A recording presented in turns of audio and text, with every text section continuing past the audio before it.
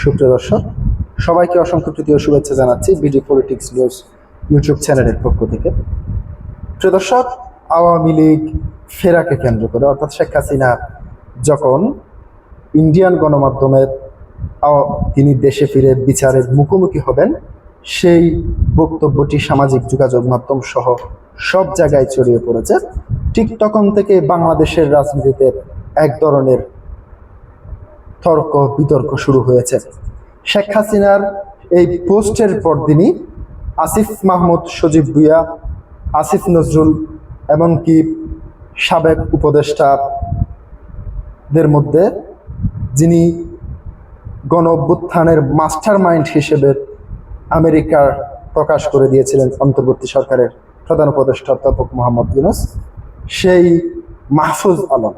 প্রিয় দর্শক, এর আগে তিনি আওয়ামী লীগ ফেরার যে সমস্ত কারণগুলি ব্যাখ্যা করেছেন সেটি নিয়ে সামাজিক যোগাযোগ মাধ্যম সহ সব জায়গায় আলোচনা এবং সমালোচনার ঝড় উঠেছে। এরপরে যেমন আসিফ নজরুলের একটি বিতর্কিত জরিপ, যে জরিপে তিনি আওয়ামী লীগ ফিরে আসতে পারবে না, মানে এ ধরনের একটি জরিপ চালিয়েছেন। সেখানে প্রচুর আসিফ নজরুলের বিরুদ্ধে রিয়াক্ট করেছে, আপনারা সেটিও দেখেছেন। এবার শেষ পর্যায়ে এসে আওয়ামী লীগ প্রশ্নে এখন যা চলছে তা দুই বড় দলের ইনসিকিউরিটি বলে মন্তব্য করেছেন মাহফুজ আলম। প্রিয় দর্শক, অর্থাৎ তিনি এখন বলতে চাচ্ছেন যে আওয়ামী লীগকে দেশে ফেরাকে নিয়ে জামাত এবং বিএনপির মধ্যে যেই বিতর্ক তৈরি হচ্ছে কিংবা যে ধরনের বক্তব্য আসছে, মূলত সেটি ভয়েরই বহিঃপ্রকাশ। অর্থাৎ ইনসিকিউরিটি, পরবর্তীতে যদি আওয়ামী লীগ কখনো ক্ষমতায় আসে বিএনপি কিংবা জামাতের অস্তিত্বের কি হবে, সেই ভয় থেকেই নেতাকর্মীরা বিভিন্ন ধরনের বক্তব্য দিচ্ছেন বলে মনে করেছেন তিনি। সেই সাথে তিনি আগামীতে আওয়ামী লীগকে ঠেকাতে গেলে কি কি পদক্ষেপ নিতে হবে সে বিষয় নিয়ে তিনি এখন সেখানে আলোচনা করেছেন। তার সেই পোস্টে কি রয়েছে সেটি আপনাদের সামনে হুবহু দৈনিক ইত্তেফাক থেকে তুলে ধরছি।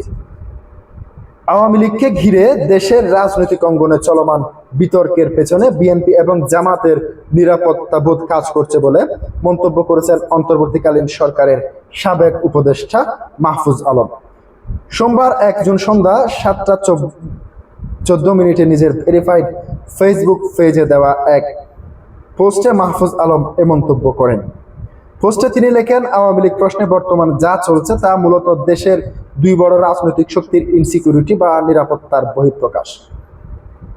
বিএনপি 1986 এবং 1996 সালের রাজনৈতিক অভিজ্ঞতা ভুলতে পারেনি।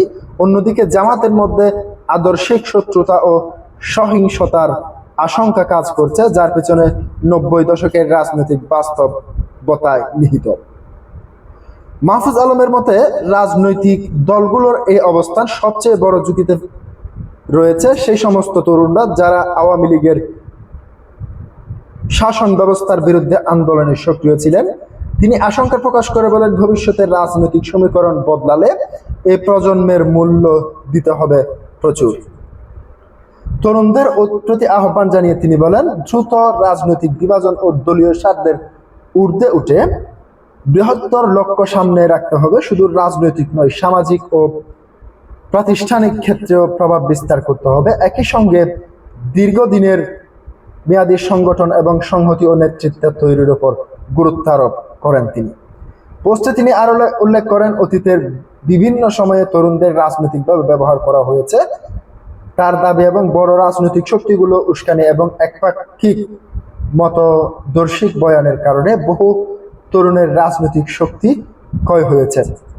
মাহফুজ আলম বলেন, বর্তমান সংগ্রাম মূলত একটি প্রজন্মের সংগ্রাম। আগে প্রজন্মের উপর নির্ভর না করে নিজেদের কৌশল ও ভবিষ্যৎ পরিকল্পনার নিজেদেরই নির্ধারণ করতে হবে। মতাদর্শের বিরুদ্ধে থাকলেও ব্যক্তি আক্রমণ এবং বিদ্বেষ রাজনীতি পরিহার আহ্বান জানিয়ে তিনি বলেন, রাজনৈতিক অবস্থান ভিন্ন হতে পারে, তবে জুলাই ও অ্যান্টিফেসিজমকে কেন্দ্র করেই ঐক্য গড়ে তোলার প্রয়োজন। পোস্টের শেষাংশে তিনি বলেন, ফ্যাসিবাদের বিরুদ্ধে আন্দোলনে অংশগ্রহণকারীরা নিশ্চয়ই ঝুঁকি জেনেও মাঠে নেমেছিলেন, সেই সাহসের সঙ্গে সাংগঠনিক শক্তি ও দীর্ঘমেয়াদী পরিকল্পনা যুক্ত করতে পারলে ভবিষ্যতে কোনো ধরনের ফেসিবাদ আর ফিরে আসতে পারবে না। প্রিয় দর্শক, আপনারা কি মনে করেন, আওয়ামী লীগ কি কোনোদিনও রাজনীতিতে ফিরে আসতে পারবে না? আপনারা অতীত রাজনীতির অভিজ্ঞতা থেকে আপনাদেরকে কিছু এখনো বোঝার বাকি রয়ে গেছে? প্রিয় দর্শক, এখন পর্যন্ত আমরা যেটি দেখতে পাচ্ছি, আওয়ামী লীগের যে জনপ্রিয়তা, সেই জনপ্রিয়তার কাছে বিএনপি জামাত সহ সবাই হার মানতে বাধ্য। আপনারা জানেন, আওয়ামী লীগের নেতাদের এক একটি জানাজায় লাখ লাখ মানুষের সমাগম হচ্ছে। প্রশাসনের অনেক ভয় ভীতি বাধার পরে আপনারা দেখেছেন ইউসুফ মোহাম্মদ হুমায়ুনের জানাজায়, তারপর গত কয়েকদিন আগেই অনুষ্ঠিত হয়ে গেল ইঞ্জিনিয়ার মোশাররফ হোসেনের জানাজা। শেষমেশ তোফায়েল আহমেদ মৃত্যুবরণ করেছেন। তোফায়েল আহমেদের প্রথম জানাজায় আপনারা দেখতে পেয়েছেন কিভাবে মানুষ ও সাধারণ জনগণ ও নেতাকর্মীদের ঢল।